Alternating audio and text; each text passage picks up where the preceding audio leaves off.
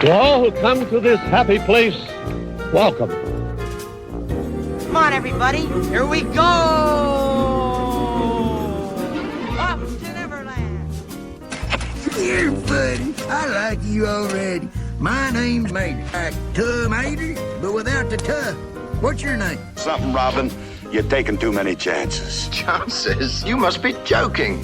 Hey, everybody, it's me, Mickey Mouse. Truth is, I am Iron Man. Join me.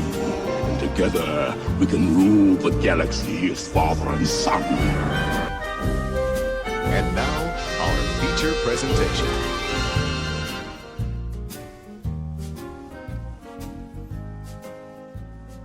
Welcome to Movies with the Mouse podcast, a Disney Dads podcast production exploring all Disney entertainment from movies, parks, and everything in between. I am your host, Jacob, sitting alongside my sidekick, my co-host, my best friend, my son, Emmett. What's up, man? Nothing much. See, last week I took that and I just ran with it. Yeah. And this week you didn't know what to do. You were like, yeah, is he going to do that again? Too much. Keep you on your toes, man. You got to be rapid fire. You got to be ready to go. Yeah. So I really like that. Welcome to episode 76 of Movies with the Mouse. 77. 77. I'm pretty sure 77. I thought you said 76 in our show notes. Nah, it says 77. I believe we're on 77. Yeah, 77. I read it wrong. No, actually, we're on 78. Well, we have a couple. No, we're on 78. Last week's was 77. 76, 75, 74, 70. Yeah, no, there's no break in the number. Well, see, this is where we get 78. mixed up. 78, guys. I feel like that's good though. That like we're so far into this that like we don't even know which episode we're recording. They just keep now. stacking up, right? Every week we're coming down into the podcast engine, giving you guys the best content possible. I think it's crazy to go like, because like doing it week by week, it doesn't feel like as much of a distance as you go. But then you go back like 4 episodes and you're a month behind, like you're a month back. Yeah, like it's crazy because like as we're recording them, like it feels like we record so quickly and so close together. But then you go back and like our High School Musical episode was more than 10 weeks ago. Yeah, we were doing it like a month ago. We were doing our trip preview, like our What to Expect show from our Memorial trip. Just about another week and we'd be there. Yeah, give or take. Yeah, about a week. Yeah. So. But how was your week, man? You know, it was just a pretty typical week. Nothing crazy special going on. Nothing crazy insane. Just work and chilling out at the house and enjoying. I got 2 weeks from tomorrow, and then I'm back at school. Nice. Then I'm back at school. I'm going to have Quote-unquote, one class. Hour and 40 minute. Yeah. Something like that. Mm-hmm. Yeah, that'd be kind of cool. I mean, my junior year, I went to like an hour and 40 minutes of school a day. Yeah, but you had all your classes. I did have all my classes, and I did not do very well. I did it to where I don't have that many classes left. Right? You had to take like 2 years your senior year. Yeah, it was a little rough. I had to take 3 semesters in 2. Mm-hmm. So it was pretty tough. My senior year was not fun. Well, I mean, my junior year was fun. My senior year was not fun. It was a really busy time. Yeah. But yeah, how was your week? Dude, my week was it was pretty good. We didn't do a whole lot. Just kind of hung out at home, did some chores, and worked a lot. Of course, I worked a lot. And we're getting busy, which is kind of nice. It's a little bit of a change of pace. I feel like your guys' busiest season would be like in the spring when it's starting to hit like 60s, 70s weather, and then in the fall when it's starting to hit like that 60s, right. 70 weather. You would kind of think that way, but we're the government, so we run on our own schedule, and it doesn't make sense 90% of the time. I feel like for the construction side of it, like if they're doing stuff outside, you'd want to hit like really hard in that like those areas when it's cooler. Yeah, it's just kind of when the jobs pop up for us. It's kind of weird, but yeah, just worked, and then this weekend just hung out. Had JJ over, had a sleepover with JJ. That was a lot of fun seeing him again. I haven't seen him forever. He's gotten so big. And then just kind of went to the parade. We had a Chubbuck Days parade here in town, which was a lot of fun. Yeah. Went with Grandma Sherry, and then went to breakfast. And me and you went to breakfast. We did like some pig wrestling. That's not exactly what we did. We hoofed pigs, and 2 of us have to kind of hold her down while the other ones trim and get her all pretty, kind of a spa day for the pig. Not even really pretty, just make it to where she's not in pain anymore. Right. So we did that, and then we just did some things around the house, did some chores, got some things off our list. Some like little projects. So yeah, nothing crazy big yet. Fall, getting ready for like back to school and stuff. Mm-hmm. And then Monday I started football, which was it's kind of bittersweet, man. Yeah. This is my last season of tackle football. I'm not going to be your last year of coaching. Yep, I'm not going to go back next fall. They've asked me to, but I politely said, adios, I'm out. I'm not doing this no more because it just takes so much time. And I can't dedicate enough time to it anymore because of my job. I get there late, and my kids are going to be grown and eventually maybe out of the house, and it's time for me to spend time with my wife. Yeah. So we're going to do that next year. And then we got flag football starting up here in a couple weeks, and then we have one more season of that in the spring, and then I am done coaching. I'm hanging up that hat for good. Until JJ starts playing. Yeah, or until I have grandkids, whatever comes first. Yeah.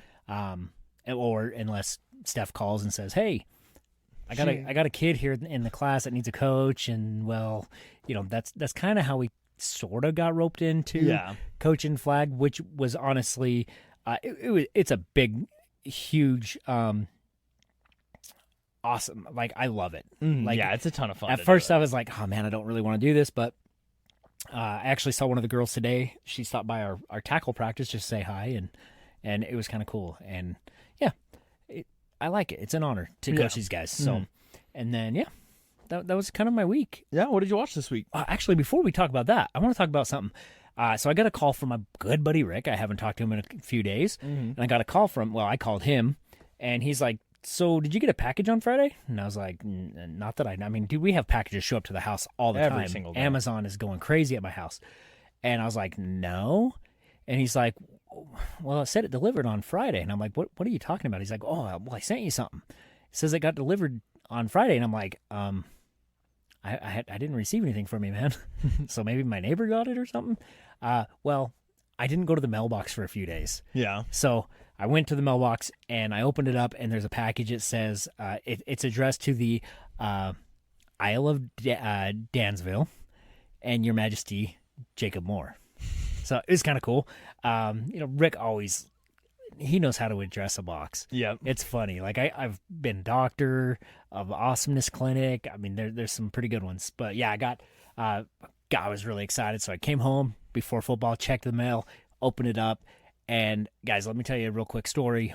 I'm already going down a real quick story. Anyways, we were in Disney Springs at the Star Wars store. Downtown Disney. Downtown Disney. Gosh, dang it. I was even in my head that I'm saying it right this time. Anyhow, we were there, and at this point, you're going to start calling it the Lake Buena Vista Shopping District. Hey, maybe. Pleasure Island. We were walking out of the Star Wars store there on the side, kind of near like the Disneyland Hotel, and I saw this guy wearing the coolest football jersey. It was Phineas and Ferb, and it has Perry on it. It is the coolest thing. Well, I open up this package, and guess what Rick and Corey and Josh sent me, and Deshaun. They sent me the coolest football jersey with Phineas and Ferb and Perry. And it is just so awesome. I'm so excited, so grateful to have just like really good friends. Yesterday was very needed because I've been kind of in a, I don't know, just kind of like a weird like post Disney funk. And just kind of definitely have been. It was kind of cool to get something awesome, and it just makes me smile. So I got to find something to send Rick. I'll come up with something. Yeah, really we'll cool. find something. I'll find something really cool to send Rick. So maybe we'll send him like a potato. I don't like potatoes. Maybe Rick likes potatoes. I don't know. But what did you watch this week, Emmett? Other than just my regular shows that I kind of watch, I watched a little bit more Brooklyn Nine-Nine this week. Starting to watch that again. Went out to the theaters last night again and saw Spider-Man Brand New Day, and oh my gosh, I like this movie. It, however, has been kicked out of my top 3 of the year. Really? It is no longer in my, and I mean, like my list moves, like every time that I go and see a new movie, I kind of rethink my list and move some stuff around and see how it goes in there. But currently, it is not in the top 3. And that is because of another movie that I watched this week, which, funny enough, starring Robert Pattinson and Zendaya. Wow. And everything this year. It is called The Drama. It's on I think it's on HBO Max, I believe. It could be on Paramount, but I think it's on HBO Max. We don't have Paramount, so it's probably on Max. Yes, you're right. The Peacock, that's what Peacock. I think it's on HBO Max. It is. I don't want to go into the storyline of it because the storyline's a little bit controversial, and there's a lot of controversy surrounding the storyline of it. But briefly, without going into details, it's about this couple they're a week out from their marriage, and a week out from their marriage, they're at this dinner party with their friends, and the wife reveals her like deepest, darkest secret, and so the whole movie is the husband is like contemplating if this is really the person that he is going to marry, or if this completely changes his view on her, and it goes like back and forth. It's a really, really cool movie, and the storyline of it is amazing, and the performances in it are so good. I would highly suggest watching this movie. It is my top 3. So my top 3 currently is Project Hail Mary, The Odyssey, and then the drama. And it is so amazingly done. So you're saying this movie has a little bit of drama in it? Oh yeah, no pun intended. Little bit. It has a lot, but it's a very, very good story. I've kind of heard the controversy behind this one. It sounds pretty interesting. It's a very cool concept to think like you're a week out from your wedding day, and who can you really trust? Not even who can you really trust, but does one minor detail from your significant other's past change how you really feel about them? Kind of thing. Like It's a really cool story. And then I also watched over on Peacock, Obsession. It has Indy Navarrete in it. She's an up-and-coming actress. Great movie. It is a kind of like a horror thriller. It is about this guy who makes this wish for this girl to fall in love with him, and she just becomes absolutely obsessed with him and is like duct taping his door and not letting him go out, and she goes as far as to taking care of his friends because he wants to go and hang out with this friend. Like it's such like an odd horror because it's just eerie. Like the things that she does and the acting, but like I highly believe that she is going to win an Oscar for this role. Like she does so well at it, and it's a very good movie. So if you can get a chance to watch that one, not with the littles, there is one scene that if you have a lighter stomach that you'll probably be a little bit grossed out at, but other than that, great movie, phenomenal performances. And I think that wraps up everything that I've seen this week. Awesome. I don't think I've watched anything else. So, what have you watched? Dude, I have. We just kind of went back. I watched some Bluey with JJ. Actually, quite a bit of Bluey, and then we also watched Shameless. We're just trying to finish off that that series. I think we just made it to season 10. So what is there, 11? 11 seasons. Yep. So we got 2 more. It's been pretty good. I mean, I've really enjoyed it. And then I've been watching for like lunch during lunchtime at work. I've been watching Unreal. There's a new season of WWE Unreal over on Netflix, so that's been kind of fun to watch. But other than that, man, just not a lot of TV. You need to start watching all the Marvel movies, dude. I know. You got 4 months. It's hard to watch them at work because you have to kind of pay attention. And so I'm just watching stuff that just can play and I can kind of listen to and not really pay attention to. But yeah, other than that, we didn't really get into a whole lot this week. Just because Shameless is kind of consuming us. I know we're getting ready for our fall lineup to hit real shortly, I think. Yeah, here in the next couple of weeks. Few weeks. Usually it's like first week of September? It's into September. I don't know exactly when it is, but yeah, we're getting there. So we're going to, hopefully be done with Shameless by then. We should probably be. You'll probably be done with Shameless by the end of the week. Yeah, that'd be my guess. Yeah, other than that, man, it's just been kind of a good week. Nothing too crazy. Awesome. Well, you want to kick us right into our news here? Absolutely. Let's get right into the news this week, guys, because there is a little bit of news, not a whole lot. But our first story this week is Disney has confirmed the full live stream schedule for D23, the Ultimate Disney Fan Event 2026, with 6 events across all 3 days streaming on Disney Plus for subscribers at home. This has me very excited. Because I am extremely excited because they are doing so much live streamed this year. Yeah. And the Parks panel is hosted by Neil Patrick Harris. Yes, it's going to be amazing. It's going to be such a good panel, I think. It's going to be cool to sit down and actually watch it. They're doing a panel with the cast of Percy Jackson. I saw that one. Yeah. The Disney Legends is going to be live streamed. That's going to be cool. That's Sunday night at 7 our time. So I want to watch it. There's going to be a lot of Legends on there. So that's going to be really cool. So yeah, I'm super excited. I've been seeing. I think it starts Thursday night, Friday night. I don't know. I'd have to double check. I don't my know when schedule. the official start of D23 is. But I'm really excited just because, like, to finally get all these, the rumors and the guesses and everything, kind of put those to bed and figure out what we're actually getting inside the parks. Like we predicted last week, Friday night. I don't think it's going to be. Yeah, Friday night. Yeah, Friday night. I don't think it's going to be anything in Disney World. We might see some tweaks. We're not going to get anything new We'll from get Disney concepts. World, but we're going to get a lot of updates. Yeah, and then I think Disneyland we're going to see a lot of new stuff out of Disneyland. I'm guessing. But yeah, I'm super excited to watch this weekend. So guys, check out your local times and everything on when the D23 panels and stuff are going to happen, and watch them. They're going to be a lot of fun. Yeah. Maybe we should. I don't know. Maybe Sunday night we could do. I don't know how we'd work it, but maybe do a live stream. Maybe we'll figure it out. You know, we can find a way. Figure something out. Mm-hmm. Alrighty, our next bit of news. I'm bittersweet about this. Cast members working Mickey's Not So Scary Halloween Party 2026 are wearing a new look this season. It's quite a change from what guests have been used to seeing in recent years. Now, the Not So Scary costumes, everybody loves them. I love them. They look awesome. They are really cool. I think the new ones are getting a lot of hate that they don't deserve. I think that they look good. I like the sleeker look on them. I don't like how it's over the top. Like the over the top was really fun, but I feel like yes, it's changed and that's what's making people mad, but they still look good and people are just hating on them to hate, I feel. The internet, I've come to find out that the internet community is always going to have something to say no matter what, whether it's good, bad. Everybody was hating on the wall animatronic at Disneyland. I loved it. I thought it was a great animatronic. Everybody was hating on the pirate animatronic there in Disneyland, and I loved it. I thought it was great. So people are just gonna hate to hate. They're not gonna they're not gonna give it a chance. They're just gonna it's horrible. Why are they changing things, guys? That's what Walton wanted. He wanted stuff to be changed. It's not gonna be a museum. It's gonna be changed differently. I had a chance to see these new outfits. Or costumes, however you want to say it. I think they look great. I think they look really cool. I think they very much so give 70s bowling alley. A little bit, yeah. But I like them, and I like the new bats. I think they look good as well, and so I think people are really pounding the hate on this for no reason. So I think they kind of, in my opinion, they went more from a fall festival type feel to more of a Halloween feel. Yeah.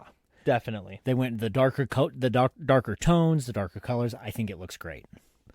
Which who's to say the old ones aren't going to come back? They could. Right. There's nothing holding them from changing them back. So awesome. Our next bit of news, an interactive Ewok is joining Droid Depot at Star Wars Galaxy's Edge on August 13th, 2026, as the first release in the new Batuu Adventure Buddies collection. So these are like Furbies. Okay. But it's an Ewok. They look really cool. I think that they're going to be kind of fun to do. And if they start to do more of them and they start to bring more into it, I think they're going to be a lot of fun. And I'm excited for them. They look super, super awesome. Also, you just spelt Ewok. I just spelled it. I just spelled it the way it's Ewalk. I just did Ewok. I just did it the way I said it in my head. It's not Ewok. Right. Well, it's let's Ewok. continue. Don't make fun of me, okay? That's rude. And now I'm very angry. Alrighty, our next bit of news here. Disney Plus has ordered a pilot for the new show Spaceship Earth, based on the Epcot attraction of the same name, according to The Hollywood Reporter. Jason Fuchs? Sure. Is writing the pilot and will serve as showrunner. Fuchs currently co-runs It Welcome to Derry. He executive produces Spaceship Earth alongside Michael Waldron of Avengers Doomsday and Loki, and director Lee Toland Krieger of You and Riverdale, Adam Fishback of Love and Victor.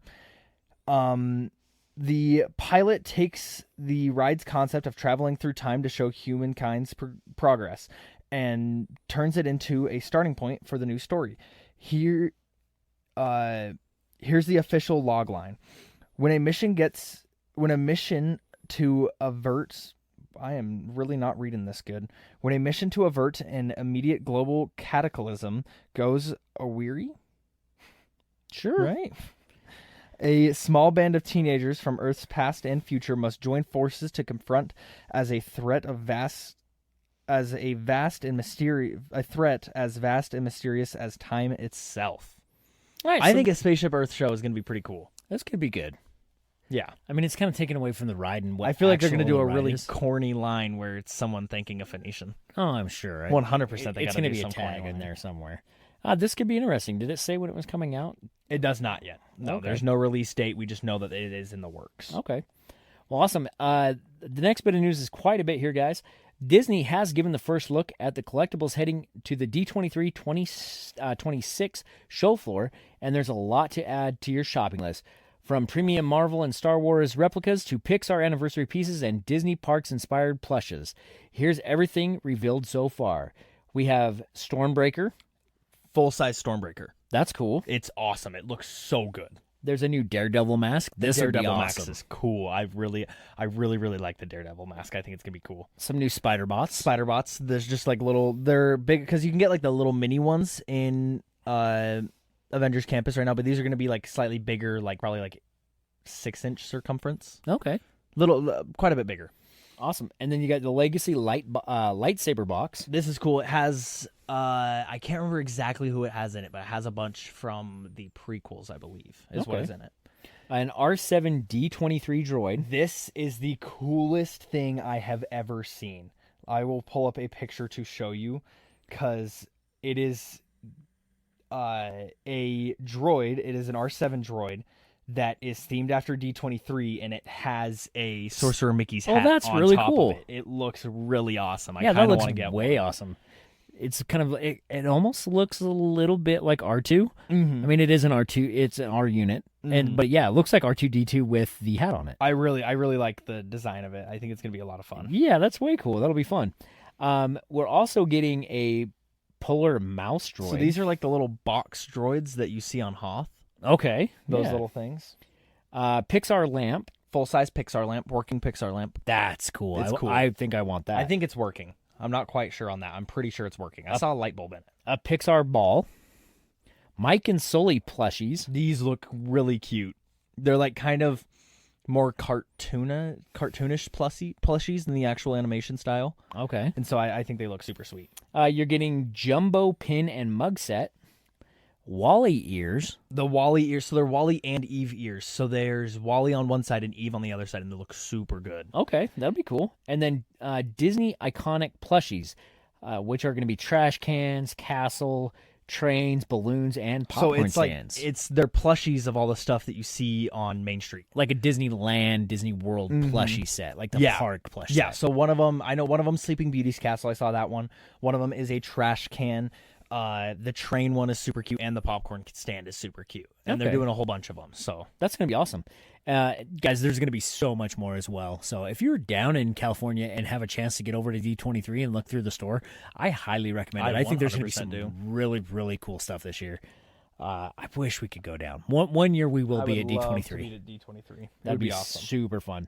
All right, man. Well, let's jump into This Week in Disney History, guys, because we still have quite a bit of show left. And, yeah, so I'm going to take the first one because this one is very near and dear to my heart, and I absolutely love this guy. August 11th, 2014, actor-comedian Robin Williams passes away at his home in Paradise Cay, California. He was 63. This one hit hard. I remember, where I was at that day, when I got the call that said Robin Williams is dead, man, it kind of shook me. I mean, I had to sit there for a minute. I was delivering, I was driving truck delivering freight, and I remember sitting there, and it was about, I want to say it was about 4:00 in the afternoon, and I just kind of sat there like, wow, like this is like a big comedian, like a big actor, like somebody that I really love to watch on TV, and now he's no longer with us. Yeah, loved Robin Williams. His portrayal of the genie is by far the best. Unbeatable. And just absolutely loved Robin Williams. So, Well, August 12th, 2016, Disney's remake of its 1977 Pete's Dragon is generally released in theaters. Have you seen the live-action Pete's Dragon? I have. We did. We watched it as a family one time. It didn't. I don't remember it a lot. It didn't hit like the original. I didn't care for it nearly as much. I as don't did the like original. how they made him look very realistic. And Right. yes, it was a live-action remake, but like Pete is a bright lime green dragon. Right. Like you can't really just try to darken his tones and kind of like they kind of make him scary almost. Lime green and purple. Yeah. Yeah. This one's definitely not one of my top favorite live actions, but it was a good movie. Definitely didn't hold up like the first one did. I really enjoyed the 1977 version better. Yeah. In August 15th, 2003, 2003, Disney World's newest attraction, Mission Space, lifts off. With soft opening located in Epcot's Future World, Mission Space will have its official opening in October. So Mission Space is a flight simulator where you go to Mars. Mm-hmm. You have two different paths that you can take. You can take the green path or you can take the orange path. The orange path is very intense versus... It's not even very intense. Like, it's not that crazy. Versus the green side, which I feel is like very Mission soft. Space Orange gets a lot of hate for no reason.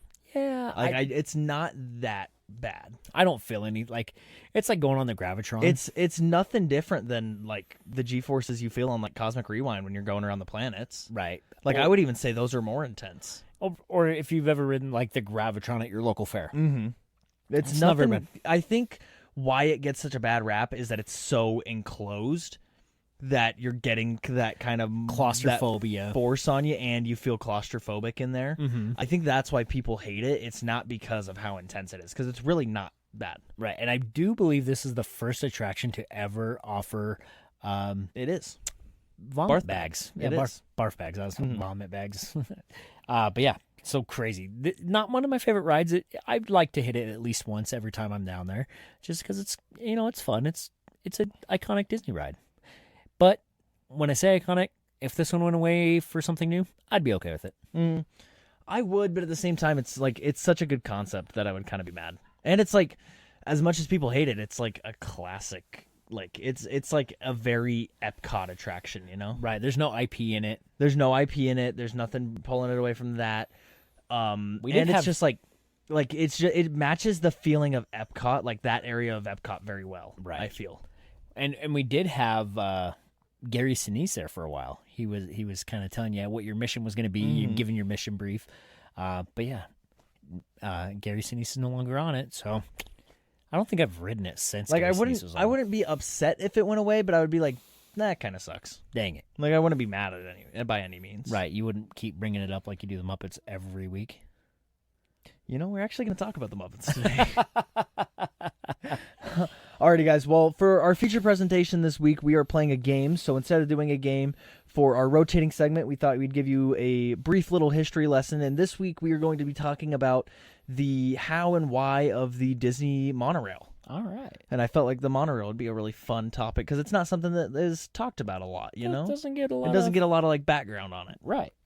So, the Disney monorail is one of those things that feels like it has always been a part of the Disney parks, but Walt didn't create it just because it looked futuristic. He believed transportation itself could be a part of the Disney experience and even a glimpse into the future. That idea first became reality at Disneyland. In 1959, Disney introduced the Disneyland Alweg monorail system? Yep. In Tomorrowland, Walt had become fascinated with monorail technology after seeing an experimental system developed by the German company Alweg. Okay. Alweg, that's what it is. Disney Imagineer Bob Gurr helped transform the basic concept into the sleek, futuristic monorail we know today. At first, the monorail was primarily an attraction inside Disneyland, but in 1961, the track was extended to the Disneyland Hotel, making it an actual transportation system between the park and the hotel. So is it no longer... I don't know. There's no monorail into the hotel, into the Disneyland It hotel doesn't go anymore. into the hotel. It's like right as you enter downtown Disney. Okay, gotcha. Did you not see the monorail? I didn't see the monorail track other than in like when it's going between the parks and when it's in Tomorrowland. Okay. I didn't see it anywhere else. So yeah, it's kind of, I'm trying to think if it's before. So like where all like the food vendors, like the food little carts are lined up right there. It's just before there. Okay, gotcha. Right in that area. At first, the monorail was permanent. Okay, we already talked about that. Sorry, guys. And it was important to Walt's vision. Transportation didn't have to be boring, be a boring infrastructure. It could be something people actually enjoyed experiencing. Then came the Walt Disney World. When the Florida resort opened in 1971, the monorail became much more than an attraction. Walt Disney World was enormous, so Disney needed an efficient way to move large numbers of guests around the property.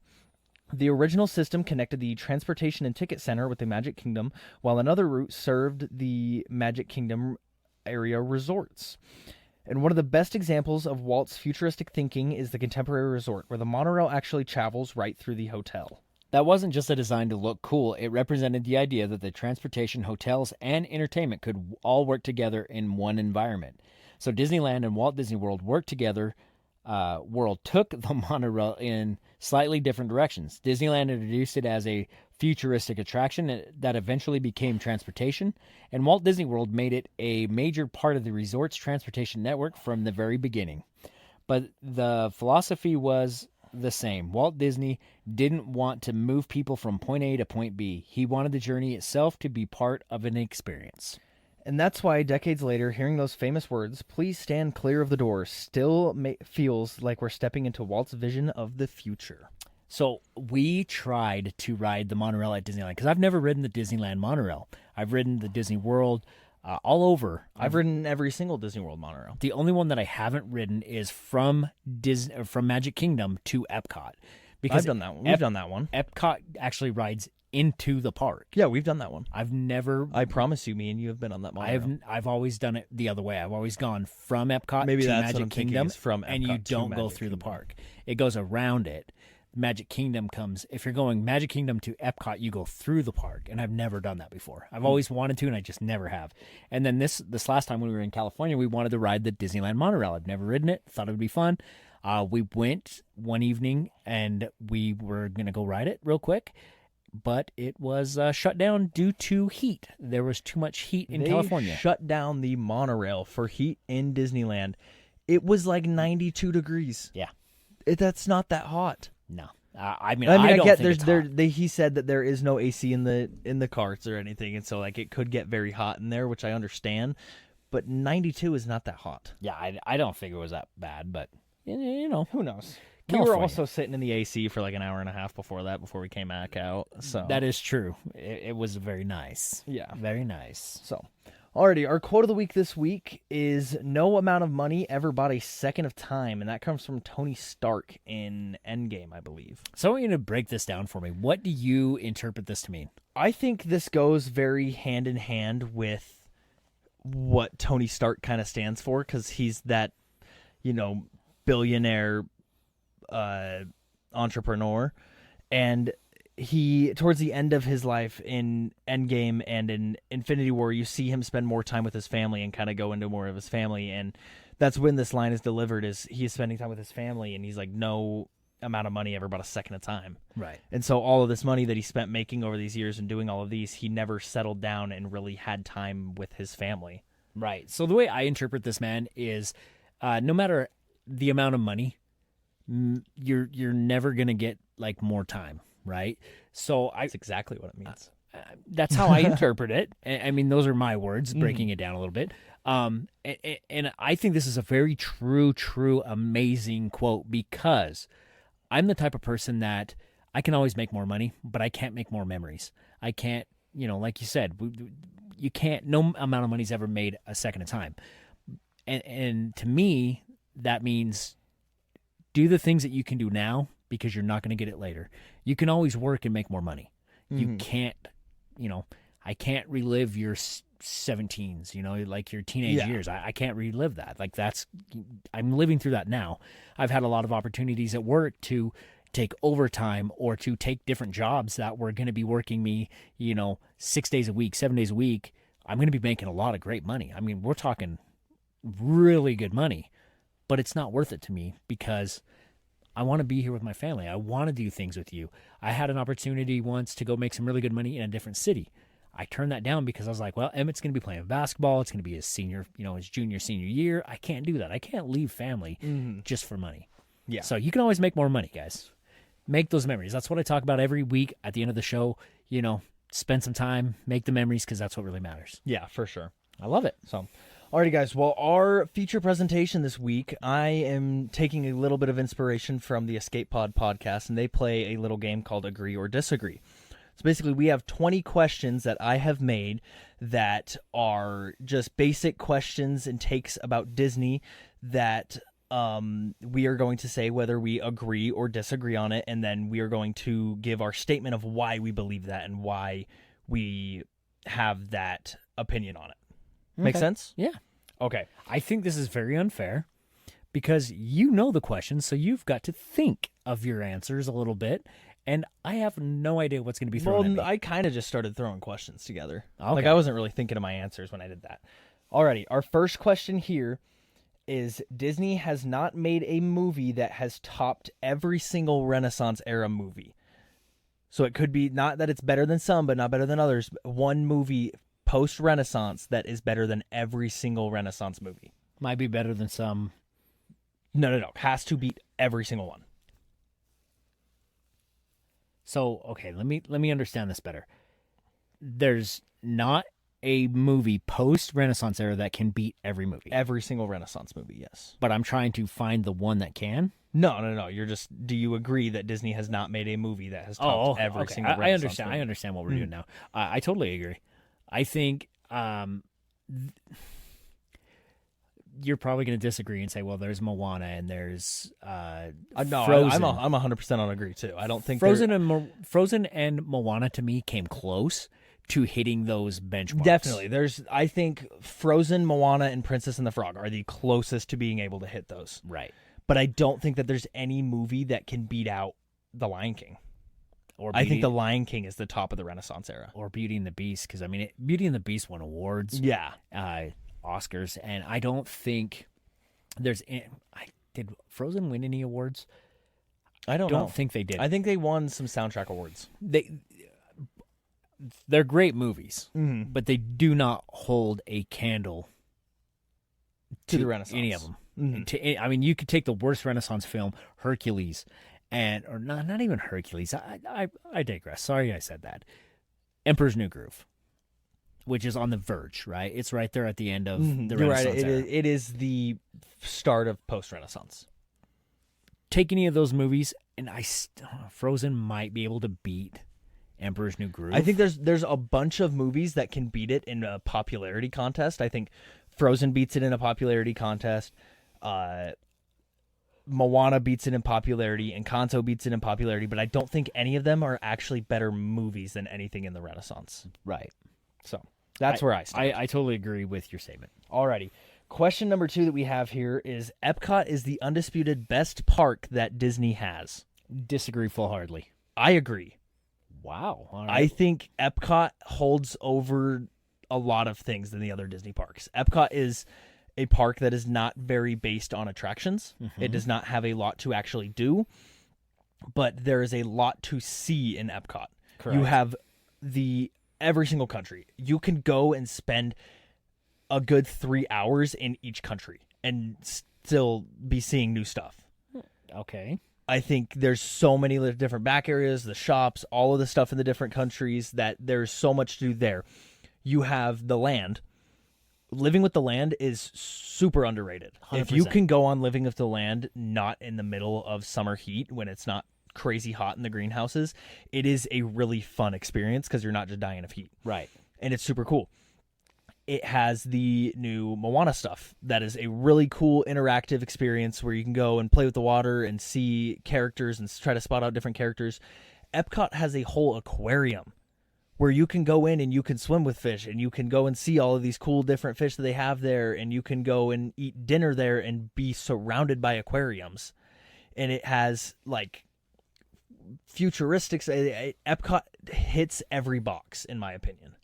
I agree with you that Epcot is a well-rounded park, and there's a lot to do in Epcot, and you will never see everything in Epcot, in my opinion. I think there's always something different, always something new, whether it be the festivals that are happening, the concerts, the amazing candlelight processional, that kind of thing.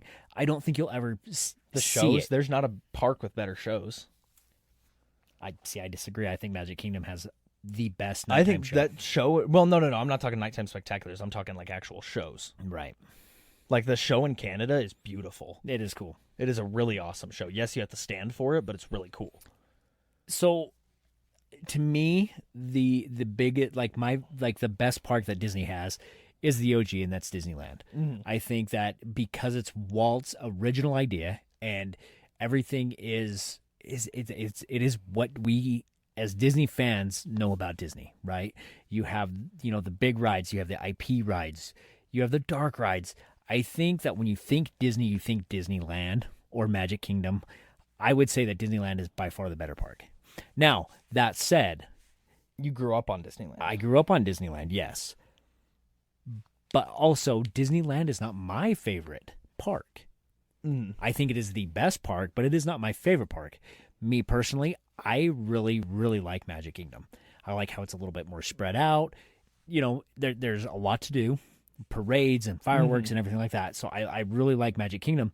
But I mean, if I'm ranking my parks, I'm going Magic Kingdom, I'm going Disneyland, California Adventure, Epcot, Hollywood Studios, and Animal Kingdom. That in that order. But I do agree with you that Epcot is very full of stuff and it is very well rounded. And to kind of give Epcot, for the agree column, they have their own mascot. Like the character of the park, if you will, not mascot, because we all know Mickey's the man. Yeah. But they have Figment, and Figment's amazing. But I do disagree that it is by far the superior park. Yeah. Alrighty. What do you guys say on these guys? Go on our Facebook page, Movies with Mouse Friends group over on Facebook, and agree or disagree with these questions. Emmett, we'll put them up on Facebook prior to or just after our release of the recording, so you guys can get interactive with us. Tell us what you think. I think this is a very fun one, and we'll have to revisit this when we have guests on the show sometimes. Alrighty, our next question here is: the theming at Disneyland and California Adventure is better than any theming at the Orlando parks. Let me break this down how I see it. You have Batu in both parks. They can cancel each other out. You can't count them for anything. Yep. I feel like Adventureland is very much well-themed in Disneyland versus Magic Kingdom. New Orleans Square in Disneyland is a top 3 land. It is awesome to go back there and walk through the different shops and all of the stuff back there. It is so cool to go back there. Toontown is a ton of fun to walk around. It is so much fun to go in and walk around Toontown and see all the different stuff and be like, Toontown puts you into like the cartoon kind of thing for me. Both Fantasylands are good. I think Magic Kingdom's Fantasyland is better. And I think it's only better is because it's more spread out and it feels bigger. Right. It feels much bigger than Disney World's. Tomorrowlands are virtually the same. I don't think there's any different theming. See, I think the theming in Tomorrowland in Florida is better. In Florida is and better? Magic Kingdom is better than I think Disneyland. The only reason that is it's newer. Not newer, I think it's Astro Orbiter. I think Astro Orbiter being that centerpiece of Tomorrowland in Disney World just makes it so much better. Right. It makes it feel more Tomorrowland. Now, my biggest breakdown of this that I think is where it can lean both ways, and I agree with this. I think the Disneyland theming was much better. Is taking Cars Land in DCA and putting it up against Pandora. I think those are the best two themed lands that Disney has to offer, and I don't know which one I can tier to give it to it. I like Cars more as an IP, and so I'm leaning more towards that way. But Pandora at night is the coolest place to be in on Disney property. And Pandora has floating mountains. Yes. The illusion that they did with the floating mountains is amazing. Both lands are awesome to be in at night, though. So you're saying the Disneyland Resort does better theming? I think Disneyland has better theming than the Orlando parks. I disagree. And maybe not. I'm all about the immersion. I love the way Disney, makes you feel like you're really in something. And I just feel like the Disneyland Resort, when you step onto the Disneyland Resort, you're not consumed by the bubble. Yeah. The bubble has a lot to do with it. With the Disney World bubble, you feel it. Mm-hmm. You don't feel like you have connections to the outside world. And I think that does a lot to their theming down there. They, the different resorts have different themes to them. You have the different parks. And, I mean, just like the overall theming in Epcot. We just got done talking about how Epcot is the best park because they have a lot of stuff, right? That was the thing that you agreed to. But let's talk about the immersion and the theming back there in World Showcase. When you're in Germany, you feel like you could actually be in Germany. Mm-hmm. Or if you're sitting at outside waiting for a table at Via Napoli, you got the music playing, you got the big buildings, you got the fountains, you feel like you're in Italy, back in France.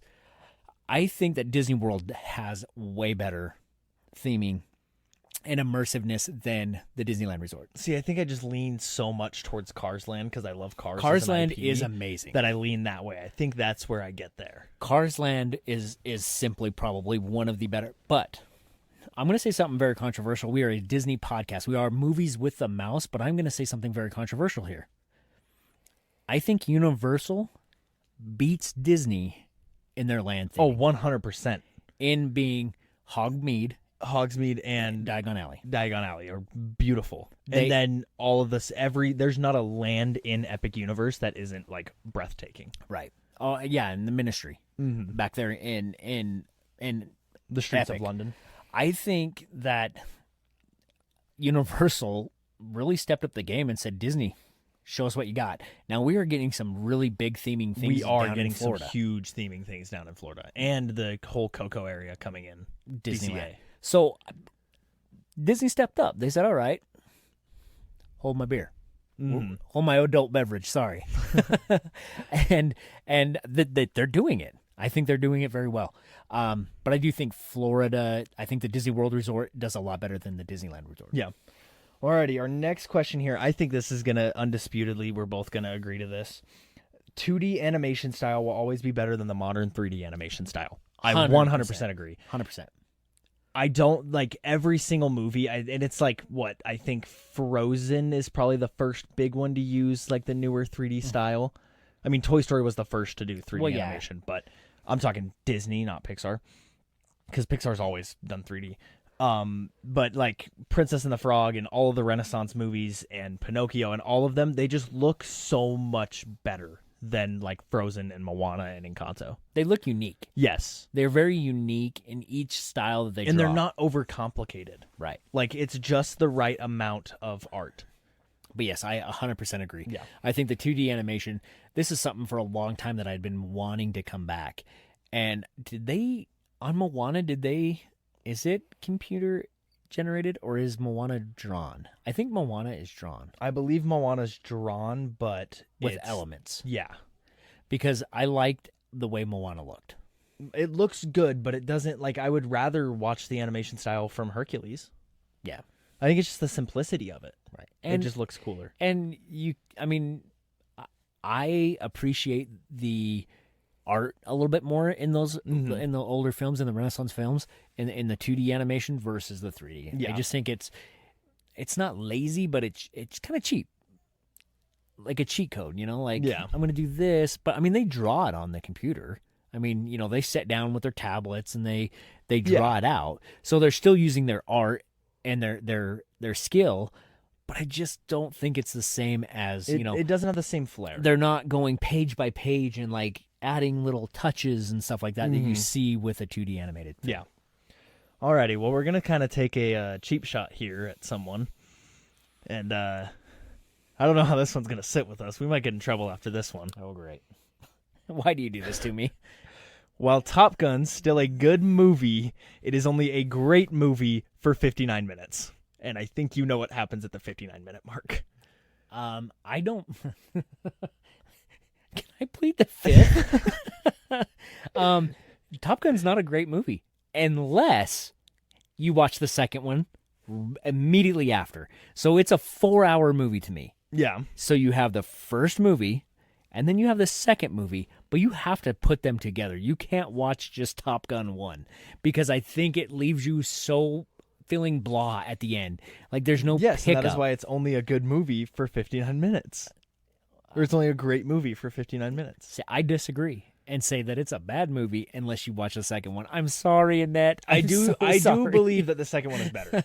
I will strongly believe that Top Gun Maverick is better than Emmett, why did you do the this original Top Gun.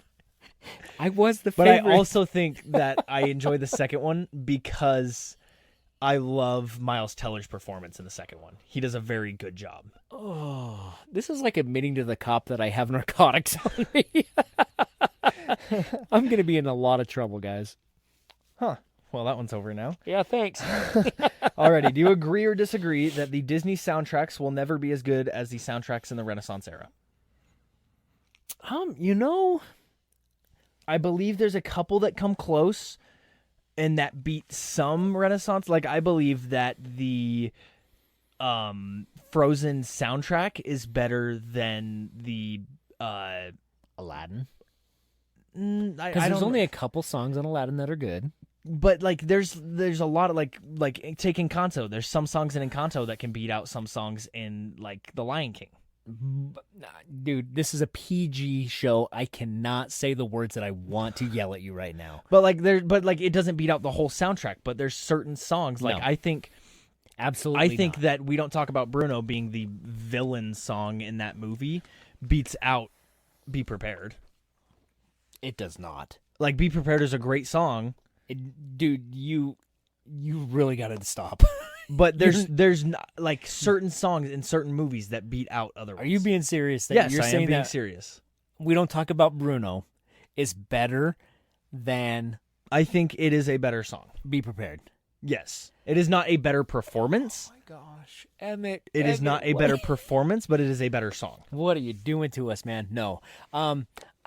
I disagree. I believe like the Frozen 2 soundtrack better than the entirety of the Aladdin soundtrack. No. But I believe without Tale as Old as Time, Beauty and the Beast is not a very good soundtrack. Tale as Old as Time is such a good song that it brings Beauty and the Beast clear up to the top. Our guest, be our guest. Dude. And the other one that Belle sings. But Be Our Guest being the sidekick song, You're Welcome is a better song than Be Our Guest, in my opinion. No, I disagree. I think that there could be, here's my thing on this. If Disney stopped being lazy and creating movies for the money factor, right? Mm-hmm. And do it for the, like, almost like, it feels like Disney in the Renaissance was for the love. They wanted to make a great movie with a great soundtrack. Yeah. Nowadays, it feels like Disney's trying to, we're chasing that dollar. And I think if Disney went back to that, let's make a movie out of love. I think if they did a good musical animation movie, I think the soundtrack could be better than some of the Renaissance. But I think that the Renaissance is so strong that it's going to be hard, but I think it could happen. And I do agree with you. Don't get me wrong. You just there's some songs in certain movies that are better than others. Like, but I would say that I can't remember the name of the song, but the love song Entangled is a better love song than Can You Feel the Love Tonight. The Lantern song Entangled is an amazing piece. At last I see the Yeah. light. Mm-hmm. Yeah. I believe that is a better song than Can You Feel the Love That's Tonight. a better example of what you're trying to say than your first two. Like the first two, I am like very upset. I'm very shooken by the fact that you said that We Don't Talk About Bruno is better than Be I don't Our think it Guest. is a better performance, but I think it is a better song. All right, next question, man. we got to get off of this. there's going to be a fist fight. Alrighty, our next one, I think this is going to be pretty square across the board All here right. from both of us. I like those ones a little Guardians bit of the Galaxy is the undisputed best franchise that the MCU has. 100%. 100% agree with that. I don't think there is any movie in the MCU that will ever top Guardians of the Galaxy 3. I can watch Guardians 2's a little weak. I'm not real big on 2. But it gets better over time. Guardians 1, Guardians 3 are some of the best soundtrack, action, story-driven superhero movies of all In super my movies. opinion, there is not a better fight scene than the No Sleep Till Brooklyn scene in Guardians of the Galaxy 3. Yep. I don't think that there is. There's no better choreographed scene. There's nothing better than that fight scene. And then it is awesome. Then they just ruin it with that gold guy, and he's so bad. Adam Warlock, they fumbled Adam Warlock by giving his role to him. It just looks so weird. Because Adam Warlock in the comics is awesome. He's so cool in the comics. Like, he is just a brute. Do you think Jeremy Allen White could have done a better job? I think Jeremy Allen White could have been a very good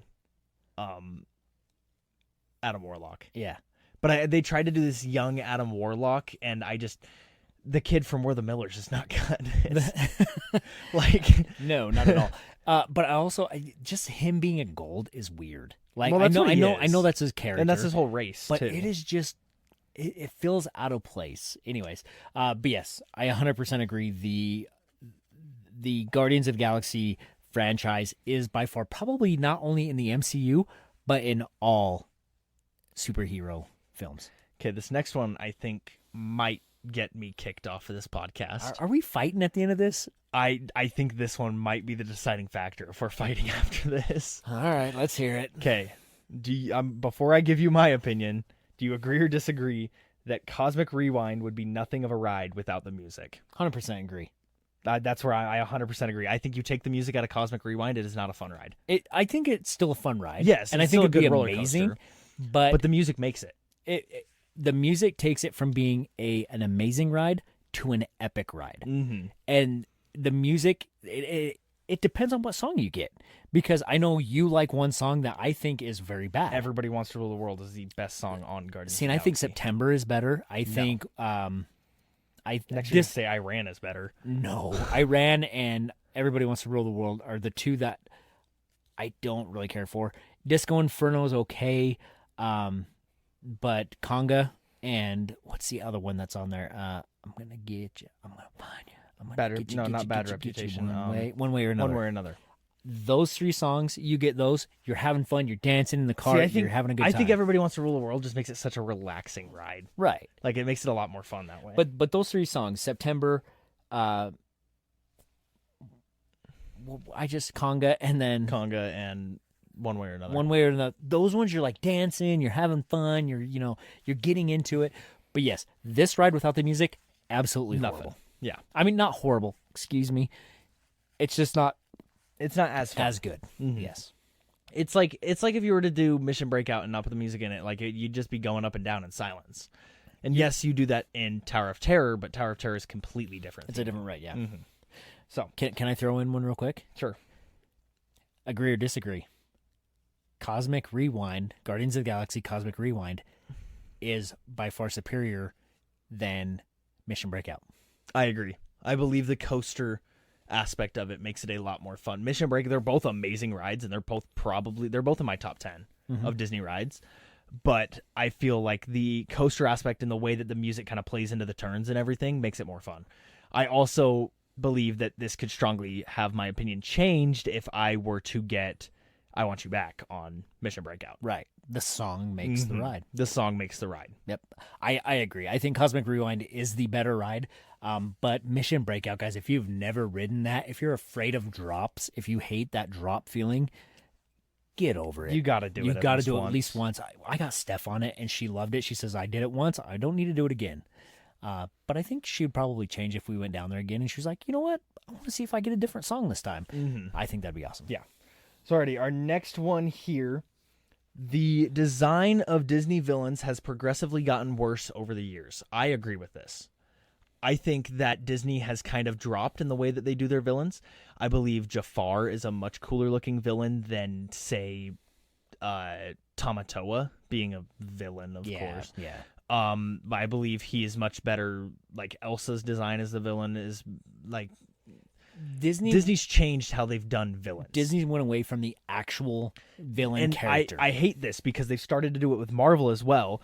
They have gotten a hero made them a hero, The anti-hero. turned them, and then they bring it all back together with friendship. Right. It's the way that Thunderbolts ends. It's the way that Frozen ends. It's the without a villain in the sense. It's the way that Encanto ends. Moana. It is the way Moana ends. They do this whole thing where they take somebody good, they turn them bad, and they bring them back with friendship. And they've done it over and over and over again, and it's stale now. I hate how we don't have a villain anymore. We went away from the villain character. Yes. And now it's a villain feeling. Yes. Or a villain and event. Yes, it's cool, and I like all aside, like I cried at the end of Thunderbolts. Like the ending of Thunderbolts is amazing and beautifully done, and it really makes you feel it so well. But they are starting to overuse it. Yep, I agree. What would you say is the last good villain character? The last good full villain character, I think giving it would have to go to Dr. Facilier. Okay. I was going to say. And that is 2008. Yeah. That is almost 20 years ago. When was Mother Gothel? Because Mother Just Gothel, after. Because Mother Gothel is good, but she's not as good as Facilier. No.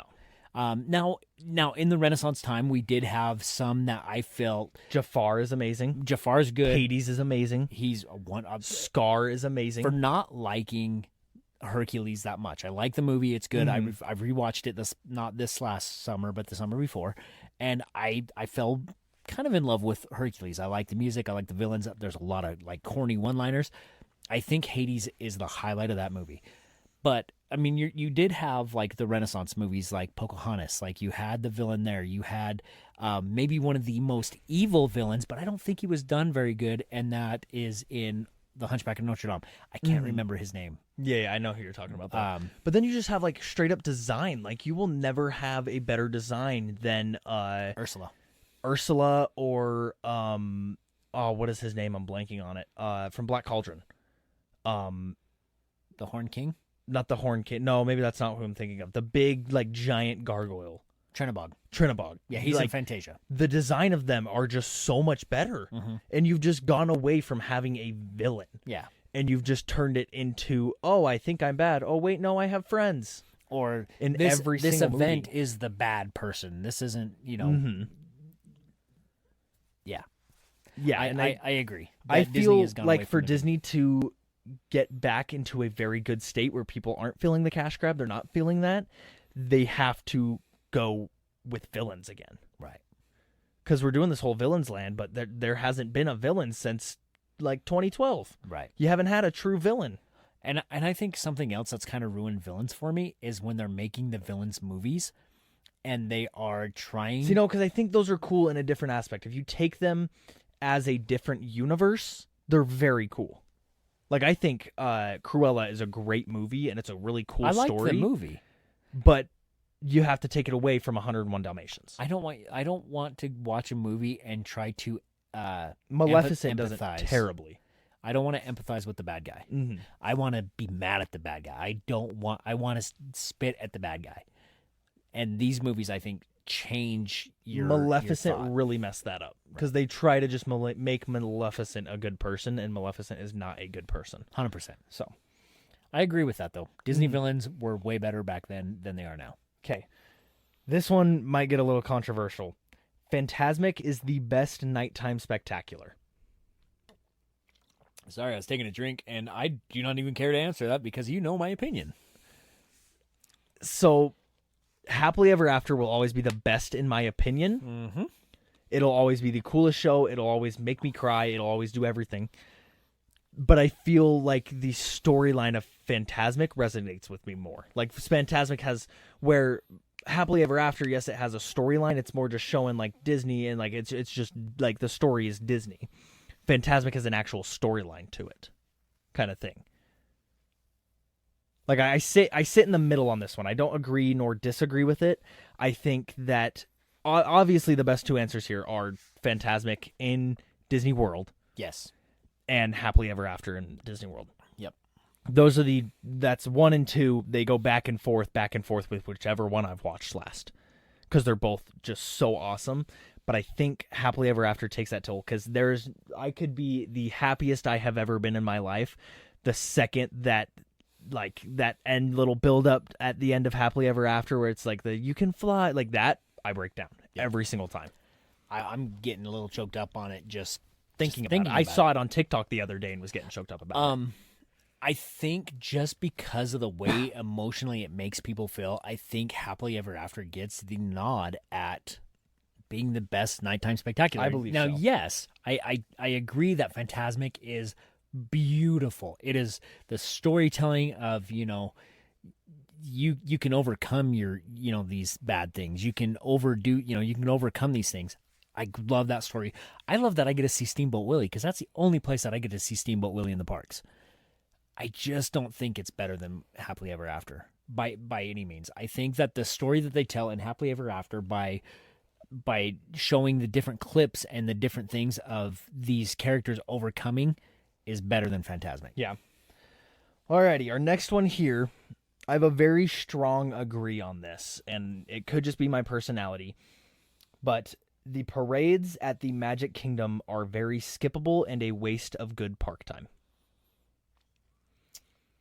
The nighttime parade, unskippable. I think that nighttime parade, every time I'm in Magic Kingdom now, I have to watch it. The daytime parade, I could care less to see it. I've seen it once. I like it. The Christmas parade, you have to watch. If I catch the regular parade, great. I am so sad that we did not take the time while we were in Disneyland to see Paint the Night. Yeah. Because we were around it a couple times and we got to see a few of the floats. But I don't think any of the floats that I saw at Paint the Night go anywhere near any of the floats of. Oh, see, and I think the exact opposite. Like I saw the Slinky Dog and the Woody. The only one I would put up there is the Mac, and you have Mac in. Yeah, I think Paint the Night is better than the Disney World. What was it called? Like something Wish. Starlight. Starbright Parade. I don't know. Starbright. I don't think it's Starbright. I believe the daytime parade is skippable. I could care less to see the daytime parade every time I'm in the Magic Kingdom. If you have a chance and you get a good spot, sit and watch it. But it's not. I'm not sitting at 2:00 to catch the 3:00 parade in the heat, waiting in the spot. Mm-hmm. I agree. Yeah. But I love parades. See, I'm not big on parades. I got up on Saturday morning, went to a parade, a local parade, and let me tell you, local parades versus Disney parades, skippable. Yeah.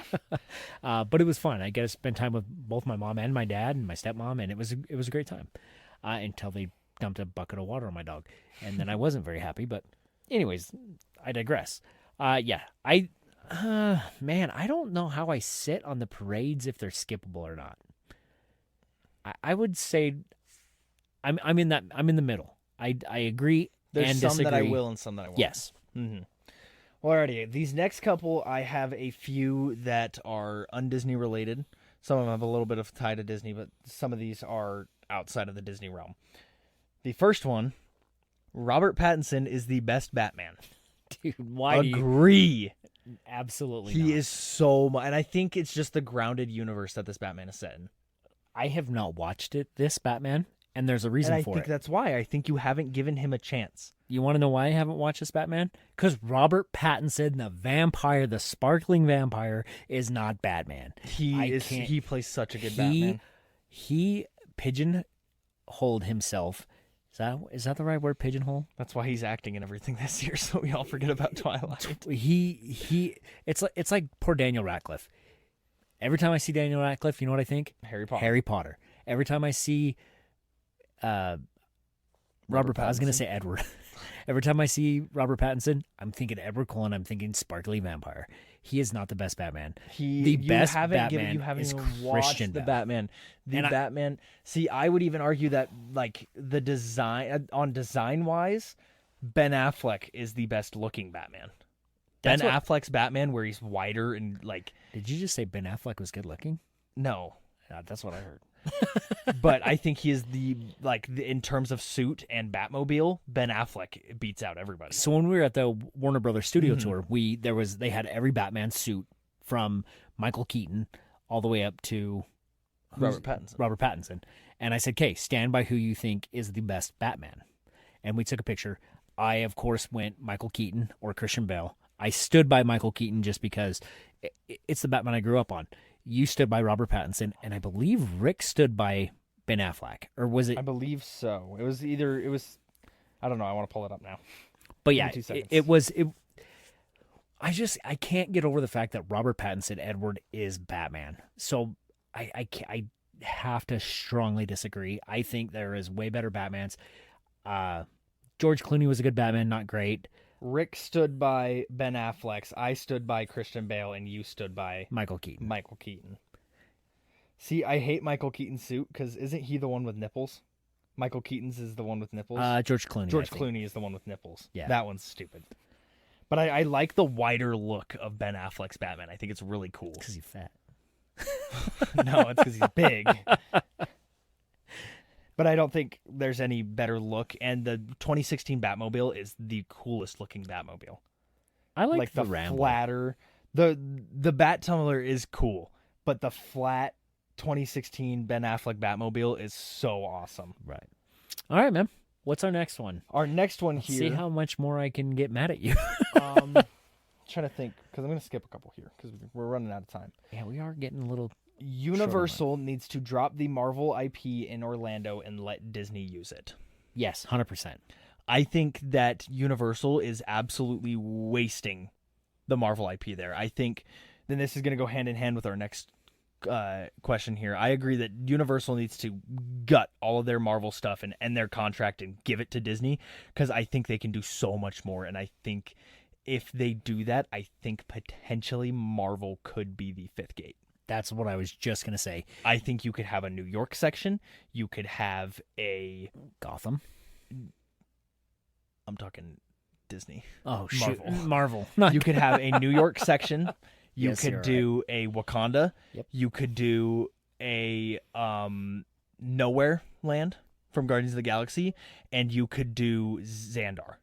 Yep. You could build Xandar more from in Orlando. I think it would be awesome, and I think that could be the fifth gate if they did that. I don't know about Xandar because you have the wonders of Xandar in Epcot. They're do, not going to move the ride. Yeah. So it's going to be kind of like, you Well, you got Batu in one park, and then you have a couple different Star Wars things in a different area. But there's so many different Marvel areas that they could do. They could do like they could do Wakanda, New York, Nowhere, and have the fourth land be Avengers Campus. Yep. And it would be a beautiful park. I think it'd be a lot of fun. I strongly agree with that. I like that idea. I think that if Universal did drop the rights to it, I think we are in talks with a fifth gate at that point. I think you'd have to. Mm-hmm. So our next question here. On the West Coast, Guardians of the Galaxy Mission Breakout is a waste of an IP. On the West Coast, you have access to all Marvel. You can use any Marvel. Not the Fox universe, but you can use any Marvel Studios character. Why would you waste Mission Breakout on because there's certain stuff like Guardians of the Galaxy you can have in Orlando because it's like post whatever on the contract. Why would you waste Mission Breakout and not give it to someone that can't be on the East Coast and give it to somebody that can be on the West Coast? Why would you not do like a Captain America theme? Because Why wouldn't you do like a Thor theme and have it be going through the Biofrost? Ooh. There's so much more that you could have used, but you used the one IP that can be used on the East Coast. But we are getting a Thor coaster. No, it's a It's not even an Iron Man coasters in Italy. We're getting one. No, in Disneyland. it's like an Omni Mover. No, they are getting. No, it is an Omni Mover. It is like it's like the arm on. Because we're getting two new rides. We're getting the Omni Mover ride, and we're getting a coaster ride. Oh, I didn't know about the coaster. I don't think it's because the Omni Mover ride is the. No, you're right. We are getting the Iron Man coaster, and then the Omni Mover ride is the Avengers battle one. against Thanos. Yep, you're right. But I just feel like putting Mission Breakout there is a waste of an IP because that's like the major IP that you can use on the East Coast. Being a huge Guardians fan, I think it's fine. I think it's a great. really fun ride, But I think they could've could done have something thought different. something better. But they gotta have the representation of the Guardians over in See, but I Avengers don't Campus. think you need to. I think you could keep it Avengers. Guardians of the Galaxy is not the Avengers. They're not considered Avengers. That's true. So you're just throwing the Guardians of the Galaxy in the middle of Avengers Campus. Is Spider-Man technically an Avenger? Spider-Man in the MCU is an Avenger. Okay. So yeah, I don't know. I don't think it's a waste. I think it's great because I love the ride. I love the franchise. I think it's okay. I agree. Okay, I got our last serious I one. disagree on that. I got our last serious one here. The Muppets deserve better recognition in the parks other than Rock and Roller Coaster. I agree. I think the Muppets are not kiddish, but I don't believe that they are serious enough to have a roller coaster. And yes, I have not ridden it yet, and I haven't done that. I think Muppet Vision 3D was the best way they can represent the Muppets. I think a show is the only way that you could do it perfectly. And I don't think putting them into a coaster is a great way to represent them. It doesn't feel Muppety. I love the Muppets. I think they're great. But I agree with you. I think that they do need more representation. Not even more. I just feel like Rock and Roller Coaster, and yes, there's the debate of Powerline would have been a much better option. But I feel like the Muppets, like, I don't know the way it sits, if it's childish or kiddish or it's just a roller coaster doesn't seem Muppety to me. I wish Disney would have planned a little bit better. It feels very rushed. We in my opinion. It seems like they had the plan to get rid of Muppet Vision 3D. They had that all set in stone. The Aerosmith contract was ending, and so they're like, hey, people are going to be mad if we throw away the Muppets. Throw them in Rock and Roller Coaster. It feels very rushed.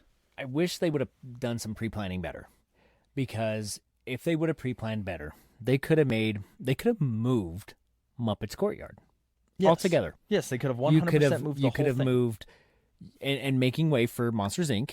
You could have taken Muppets Courtyard, put it over there where Rock and Roller Coaster is.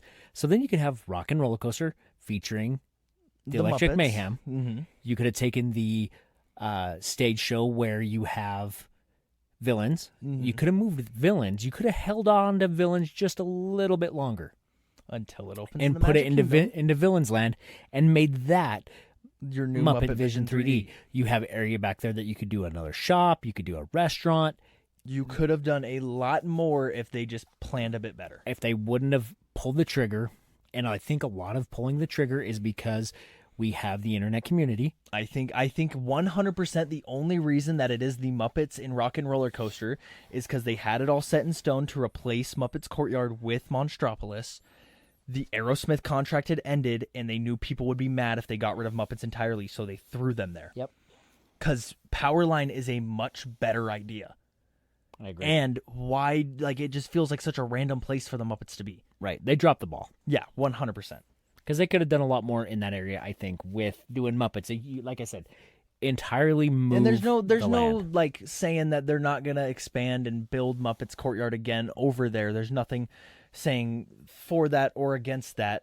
But it feels so rushed to me. And the fact that this ride was only under refurbishment for 2 months. It had only been closed for 2 months before it reopened as Rock and Roller Coaster starring the Muppets. Right.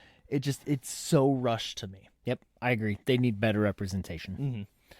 So our last question here, undisputably, undeniably, and agree, Movies with the Mouse is the best podcast for all your Disney entertainment needs. Well, let's talk about this.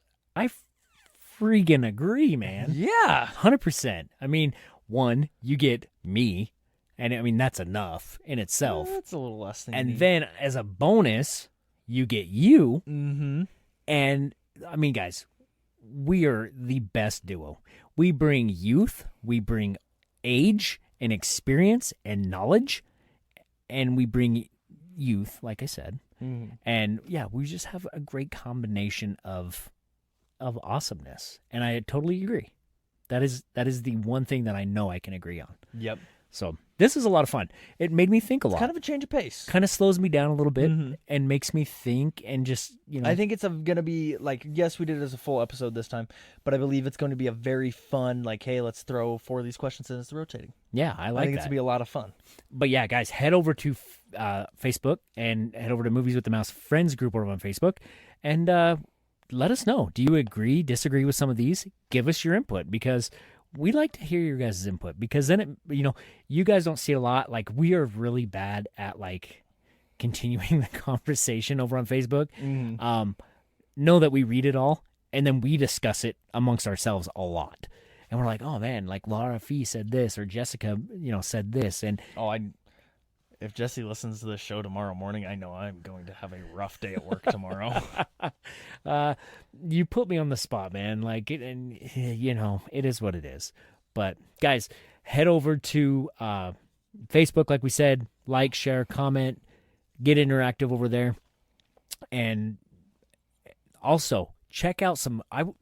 You know what I didn't tell you guys is that I have been in the podcast dungeon so much this week.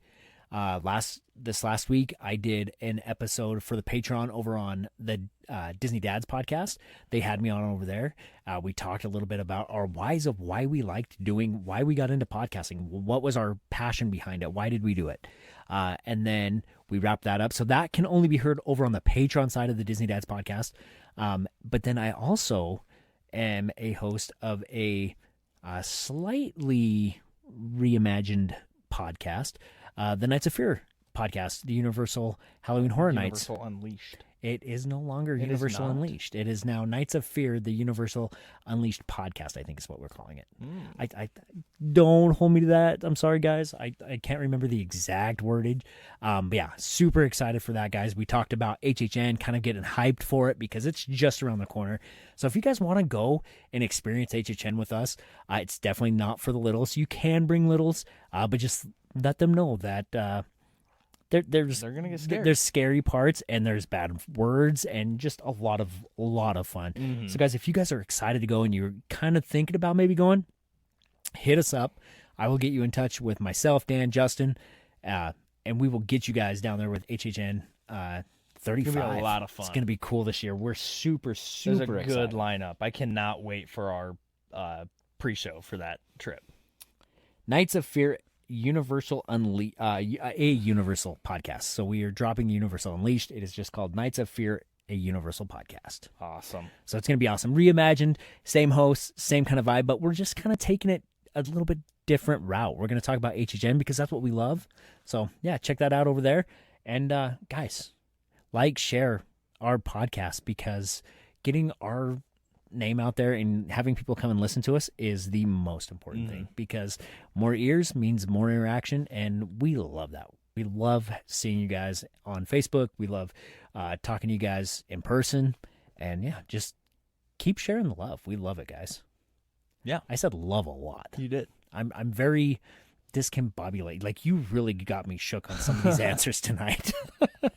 Well, Emmett, why don't you give us some closing statements, man? Guys, just as usual, get out there, have a good week, go see a good movie. I don't think there's anything big coming out this week. I know One Night Only came out this last weekend, and Super Troopers. I don't believe there's anything big coming out this next week. I'm double checking, but I don't think so. I mean, if you're into Paw Patrol's coming out this dude, next that week. looks kind of good. I'm not going to lie. But anyways, just have a good week. Right on. Yeah, guys, like always, pop some popcorn, sit down with the family, watch a good movie, have this discussion, have an agree or disagree discussion at the dinner table. Just don't throw food at each other because you disagree or agree with one another, or you don't agree, because that would be really, really bad. Guys, make memories because that's what it's all about. Give everybody a hug and try to make somebody smile this week because really, truly, that's what it is all about. So I can't wait till next week, guys, when we are back here again with you. I don't know. Do we have an idea of what we're doing next week? I have no clue. I think it's a movie breakdown next week. So we'll we'll be looking forward to that. I can't wait to No, it's D23 next Oh, week. it is D23. It is D23. It's Well, going to be a lot of news on D23. D23 starts this week, so yeah, we're going to be talking D23 next week, the big announcements that happened. Sit down this week, guys, pop some popcorn, sit down with the family, and watch the park panel or even the movie Legends panel on Sunday night. That's going to be amazing. Awesome. I feel like that could get a little lengthy. It's going to be a few hours long. Yeah. But But it's going to be super amazing. cool. I can't wait. All streamed on Disney Plus, by the way. Oh man, I love Disney Plus. This is what Disney is all about. You know, throwing these awesome like little curves, because I didn't know about this until like yesterday. That They were streamed doing a lot this. of it last year, too. I had to go on YouTube last year to find a lot of it. Maybe that was 2 years ago. That was last year. So, that was 2 years ago. Anyways, I digress. Going into the weeds like always. So, Emmett, you got anything else for us tonight? Nope. All right, guys. That's it for this week's journey through the magic of Disney movies. Thanks for watching, listening, and dreaming with us. And until next time, may your week be filled with adventure, laughter, and a little bit of Disney magic. We'll see y'all real soon. So, Good night. Good night. we come to the end of this chapter. Oh, no, please, can't we go back to page 1 and do it all over again? But Pooh, it's just another turn of the page. And I, for one, think what comes next will be wondrous.